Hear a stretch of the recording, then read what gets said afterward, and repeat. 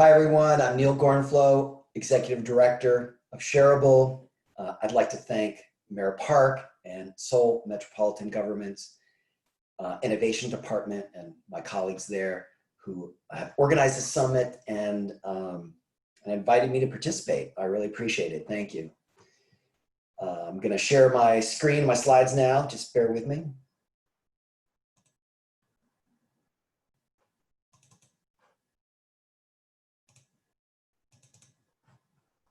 All right. So in the next 15 minutes, I'll share some ideas about sharing cities in a post-COVID world and break the idea out of its past conceptual frames, or at least try to. For instance, thinking about sharing cities as merely an engagement with the platform economy or sharing as a behavior. And in doing so, I hope to expand the sharing cities paradigm, if you will, so that it can better enable cities to realize their potential for global transition. And I think cities must change in several fundamental ways to realize that potential.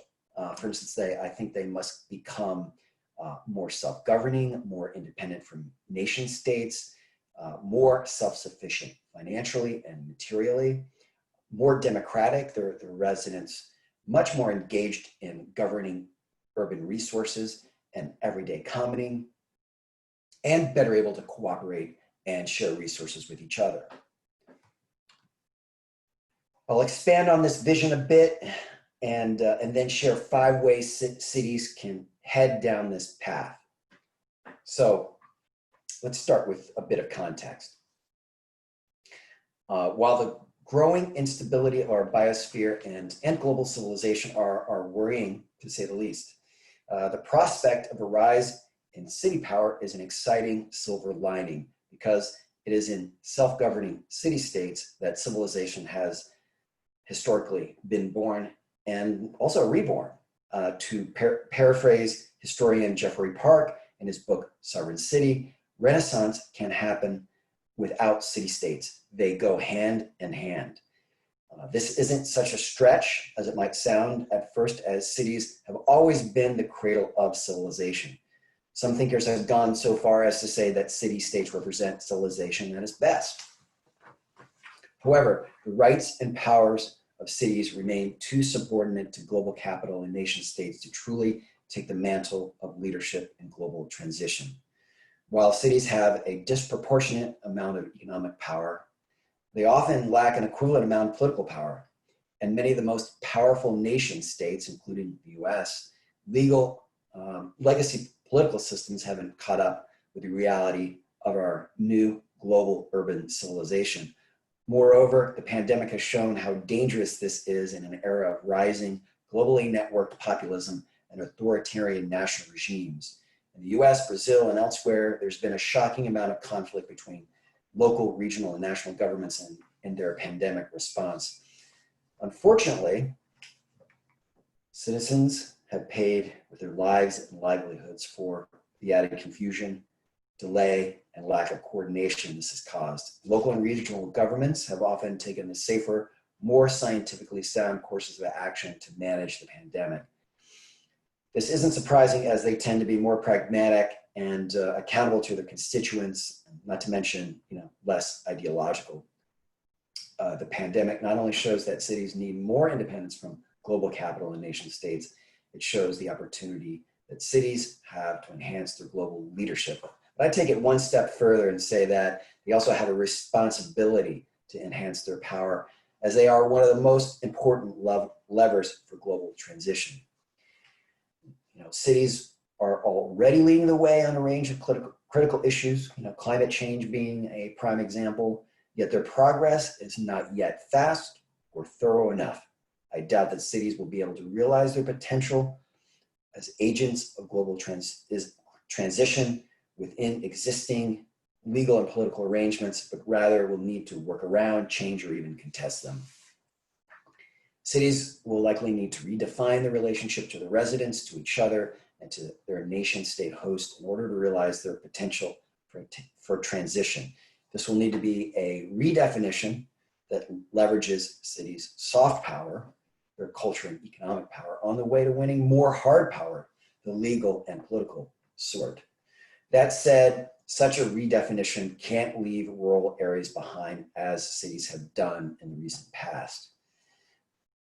It's worth considering combining the ancient Greek idea of the polis with newer ideas like bioregionalism and regenerative development, which put place, social, environmental, and cultural values center stage.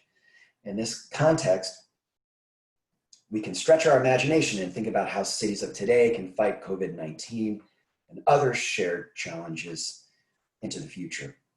Here are 5 ideas to consider, just a few of many footstones that need to be laid toward a better future. So number 1, municipal finance. How can the huge amount of money that cities control be better leveraged for transition? For instance, cities' purchasing power, the massive balances they keep at commercial banks, which commercial banks leverage to create credit. Cities could do the same, and some do. The huge pensions they control and more. Such innovations like public banking, participatory budgeting, local purchasing, and pension investment strategies can put the power of the public purse to more public benefit and enhance the soft power of cities. I wonder too about how cities could work together to create new cross-border financial institutions that would enable them, for instance, to amass their capital and create their own credit, exchange surpluses through a mutual credit system, create digital currencies, and start funds that invest in local businesses. As it is, cities are now even more strapped than before the pandemic. In some cases, national governments have made the situation worse by stinting on or delaying aid to cities. Cities would do well to internally fund transition as much as possible and lessen their financial dependence on national governments and otherwise create new commons-friendly circuits of money. Okay, number 2, platform cooperatives. Much of the platform economy is centered in cities. In what ways can cities work together to foster or create locally controlled, wealth-spreading platform businesses? Why not create platform businesses on a franchise model with shared ownership on a local level and shared infrastructure, marketing, and branding on a global level? There's no better time as technology barriers are minimal. Technology frameworks exist to quickly and cheaply build platforms. The key challenges are governance, scaling, and design, not technology. Cities have played nothing but defense up to this point, and perhaps it's high time for them to play offense. Number 3, local production, shared global supply chains. Cities can lead a strategic retreat from an unsustainable peak of production and consumption by localizing and mutualizing the local economy, yet establishing shared global supply chains.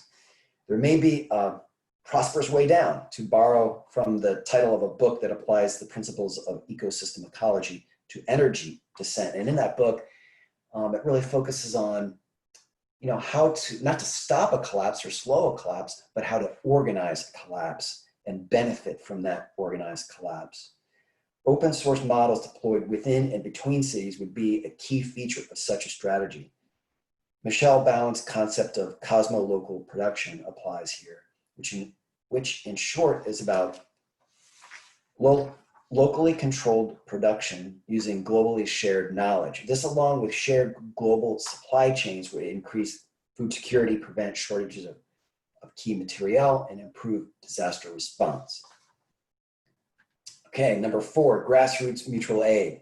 Pandemic created great need. People responded with an unprecedented wave of grassroots mutual aid. This was a global phenomenon involving millions of ordinary people, and I think this is an opportunity to make this high level of citizen engagement a more permanent feature of city life, and maybe a platform strategy can be combined with this. Number 5, infrastructure for sharing. Seoul and many other cities have experience with sharing neighborhoods, urban villages, co-housing, co-living, and other forms of urban intentional community. COVID-19 also has cities around the world rethinking the use of streets, parks, and public space to give people more space in cities. This experience has profound implications in the post-COVID world, because while we tend to take them for granted and overemphasize the role of individual behavior change, our social networks, physical environments, and more, our total context have more influence on our behavior than maybe anything else. So how can this experience be expanded through cities' spatial organization, built environment, and platform footprint to foster more widespread and daily commoning? And how can it create a kind of total context for commoning?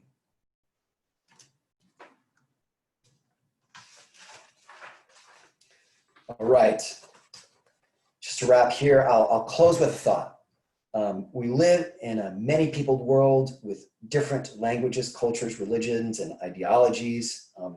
These differences have been dangerously heightened recently. This really scares me. But yet, we have an opportunity here. It's in our shared needs and visions, grounded in the places that we love, where our differences have the best chance to be reconciled. This takes us beyond divisive issues into the realm of what's possible together. Cities can walk this path together as stronger, more independent entities, but hand in helping hand. So with that, I'll end and just thank you for listening. Thank you very much. Have a great conference. Bye.